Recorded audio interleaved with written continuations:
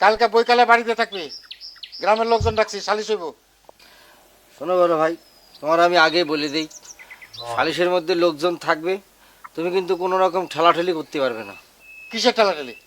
শোনো, জমি জমা বাড়িঘর যেদিক দিয়ে তুমি দিবে আমি সেদিক দিয়ে নেব, আমি কোনো প্রতিবাদ করব না, কিন্তু বউর ভাগ নিয়ে যদি কোনো উল্টাপাল্টা করো তাহলে পরে কিন্তু আমি মানবো না, কয়ে দিচ্ছি। বউয়ের ভাগ নিয়ে আমি তোর ছুটাচ্ছি, ফাজিলের ফাজিল বেয়াদব। চাইলাম নাই বলো, আমি কিন্তু ভাগ ছাড়বো না, আমি কয়ে দিচ্ছি, আগে কয়ে দিচ্ছি।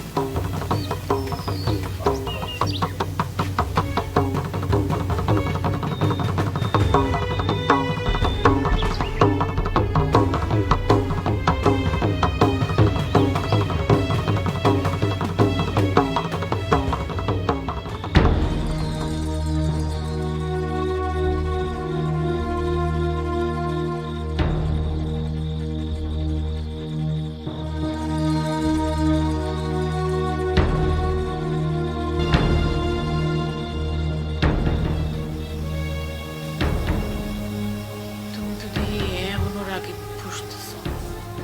তুমি এখান থেকে যাও, তুমি আমার চোখের সামনে আসবে না, যাও। আমি আবার কি করলাম? কালকে হয় ও মরবো, নাহলে আমি মরবো, ওরে মাইরা তারপর আমি মরবো। আমি একটা কথা কই, ভাইয়ে ভাই এইসব ঝগড়া ফেসাদ ভালো না, এগুলো তোমরা কইরো না। ঝগড়া ফেসাদ হইব না কে? বাপের জন্মে কেউ কোনোদিন শুনছে যে বউয়ের বাক্সায়? তোমার কি হইলো কত? হ্যাঁ, ও একটা কথা কইছে আর তাই সেটা হয়ে গেল। অনেকবার বাড়ছে, অনেকবার বাড়ছে, খালি সকালটা হইতে দাও, দেহ আমি ওর কি করি দাও।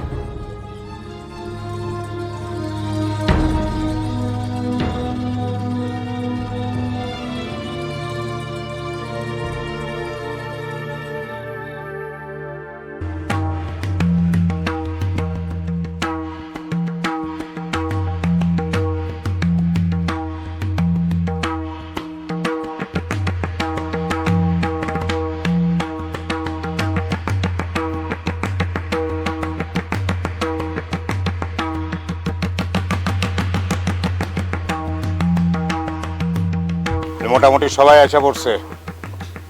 হাসেম, বলো তোমার আরজি বলো। আমি ওর মুখ দেখতে চাই না। বাবার রাইখে যাওয়া জমি জমা সহায় সম্পত্তি ঘর বাড়ি যা আছে সমান ভাগে ভাগ করে দেন, আমি বাড়ির মধ্যে দিয়ে বেড়া দিব। না, এটা করলে হইব না, এটা করলে হইব না। জমি জমা বাড়ি ঘর যেদিকটা আমার অসুবিধা নেই, আমি ওটাই বুঝে নেব, কিন্তু আমি আমি আবারও কইতাছি, কিন্তু বড় ভাই তোমার বউর ভাগ আমি চাই চাই। দেখছেন কত বড় বিয়াদব। বেদবের কি আছে? বেদবের কি আছে? দরকার পড়লে তোমার বউর ভাগ আমি জোর করে নেব। এই কি করলি তুই? তোরে আজকে আমি কুপায় মেরেই ফেলাবো। ওরে মাইরো না, ও পাগল মানুষ, ওর বুদ্ধি শুদ্ধি নাই, মাইরো না ওরে। তুই বউয়ের ভাগ চাস না? খারা খারা তোরে দিতেছি বউয়ের ভাগ। এই তোমরা সবাই মিলে ওটা জুতা পিটা করো, তো জুতা পিটা করো। কাকা কাকা থামেন, ওরে মাইরেন না কাকা। আমার মাইরা ফালাই দিল, আমার বাবার সহ সম্পত্তি বাড়ি ঘর যা দেশ এগুলো আমি চাই না, কিন্তু আমি আমার ভাবির ভাগ চাই চাই। আগে চুপ করো তুমি। আবির তুই থামবি? তুই যদি বেশি বাড়াবাড়ি করিস তাহলে কিন্তু আমার হাত উঠবো, আর আমার হাত যদি একবার তোর গায়ে ওঠে তাহলে কিন্তু এই হাত আর থামবো না। মাইরা তোর আমি মানে তারপর আমি এক কথা কব, ছোটবেলা আমার মা মারা গেছে, আমার মায়ের আদর ভালোবাসা কি করে আমি নিজে করতেই নাই, পাইও নাই। মা মারা যাওয়ার পরে আমার ভাই বিয়ে করে ভাবিনে নিয়ে আসে। আমার ভাবি আমার মার মতো আদর যত্ন করে স্নেহ দিয়ে বড় করছে, সেই ভাবিরে ভাগ করে নিয়ে যেতে চায় আমার ভাই।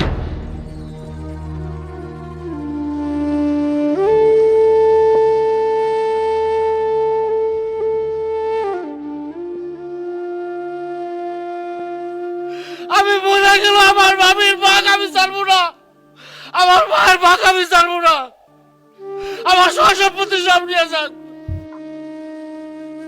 কিন্তু আমার ভাইয়ের ভাগ আমার ভাবির ভাগ আমি ছাড়বো না।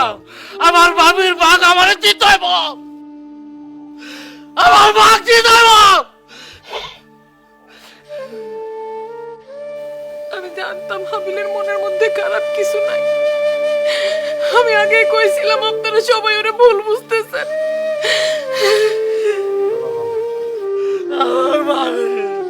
আমার ভাবিরে আমার মার মতো ভাবিরে বলে ভাগ করে নিব না। আমার ভাবির ভাগ আমি জানো না। আমার মায়ের মতো ভাবির ভাগ আমি জানো না।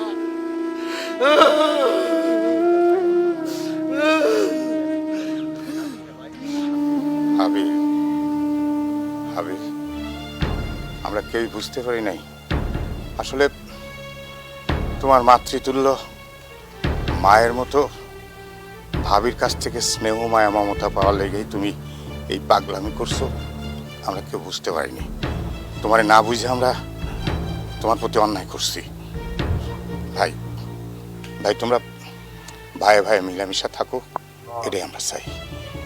হাবিল রে আমার ভাই, ভাই ভাই আমার বুকে, আমি তোরে কোনোদিন আলাদা হইতে দিব না ভাই।